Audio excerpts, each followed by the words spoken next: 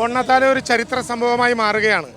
സംസ്ഥാന സർക്കാരിന് വേണ്ടിയിട്ടുള്ള എല്ലാ പിന്തുണയും അഭിവാദനങ്ങളും അർപ്പിച്ച് പൂർണ്ണമായും ഞങ്ങളെല്ലാവരും ഇതോടൊപ്പം ഉണ്ട്. ബോണ്ണത്താല ഒരു പുതിയ ചരിത്രം എഴുതുമ്പോൾ ഇന്നത്തെ ബോണ്ണത്താലയ്ക്ക് ഒരു പ്രത്യേകത കൂടിയുണ്ട് പിതാവേ.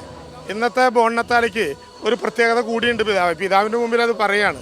സാധാരണ ക്രിസ്മസിനെ കുറിച്ച് എപ്പോഴും പറയാറുള്ളത് സകല ജനങ്ങൾക്ക് സന്തോഷത്തിൻ്റെ സദ്വാർത്ത അറിയിക്കാനുള്ള വിളംബരമാണ് ക്രിസ്മസ്.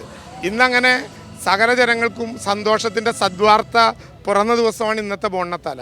കാരണം വയനാട്ടിലെ ചൂരൽമലയിൽ ഭൂമി ഏറ്റെടുക്കലുമായി തർക്കങ്ങൾക്ക് വിരാമം കുറിച്ചുകൊണ്ട് കോടതി ഭൂമി ഏറ്റെടുക്കാനുള്ള അനുവാദം സർക്കാരിന് നൽകി കഴിഞ്ഞു. അപ്പോൾ എല്ലാവർക്കും ഒരു സന്തോഷത്തിൻ്റെ സദ്വാർത്ത, ദുരന്തമുഖത്ത് നിന്ന് അതിജീവനത്തിൻ്റെ പുതിയ മാർഗത്തിലേക്ക് പോകുന്ന ദിവസമാണ് ഇവിടെ ഈ ബോണ്ണത്താല എന്ന പ്രത്യേകത കൂടി ബോണ്ണത്താലയ്ക്ക് ഇത്തവണ ആഘോഷഭരിതമാക്കാനുണ്ട്.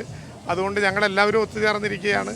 എല്ലാ മതസ്ഥരും ജാതി മത രാഷ്ട്രീയ വർണ്ണവർഗ ലിംഗവ്യത്യാസമില്ലാതെ മനുഷ്യരെല്ലാവരും പങ്കെടുക്കുന്നൊരാഘോഷമായി. പാപ്പമാർ പണ്ടുമുണ്ട്. ബോണ്ണത്താല പക്ഷേ 11 വർഷമായിട്ടേ ഉള്ളൂ, 11 വർഷമായിട്ടേ ഉള്ളൂ. 11 വർഷങ്ങൾക്കിടയിൽ ഇപ്പോൾ നാട്ടിൽ കൂടുന്ന എല്ലാ പാപ്പമാർക്കും ബോണ്ണത്താല എന്ന് പേരായി. മറ്റേത് നാട്ടിൽ നടക്കുന്ന പാപ്പമാരുടെ ആഘോഷങ്ങൾക്ക് കരോളെന്നാണ് വിളിക്കാറ്. ഇപ്പം എല്ലാ പള്ളികളും എല്ലാ ഇടവകകളും എല്ലാ ചെറിയ കൂട്ടങ്ങളും ബോണ്ണത്താല എന്ന പേരിൽ കരോളിനെ മാറ്റി വിളിച്ചു തുടങ്ങി. പ്രിയപ്പെട്ട പിതാവാണ് യഥാർത്ഥത്തിൽ.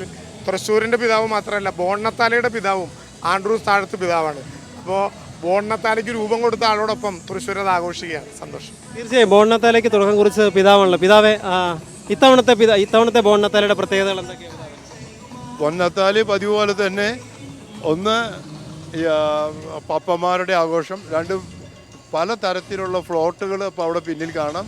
ഒപ്പം തന്നെ കാരുണ്യത്തിൻ്റെ ആഘോഷമായിട്ട് ഇത് കഴിഞ്ഞ് വീടുകൾ കൊടുക്കും മറ്റൊക്കെ ഇത് കഴിഞ്ഞും നടന്നുകൊണ്ടിരിക്കുന്നു. ഇന്ന് താക്കോല് ദാനമുണ്ട്.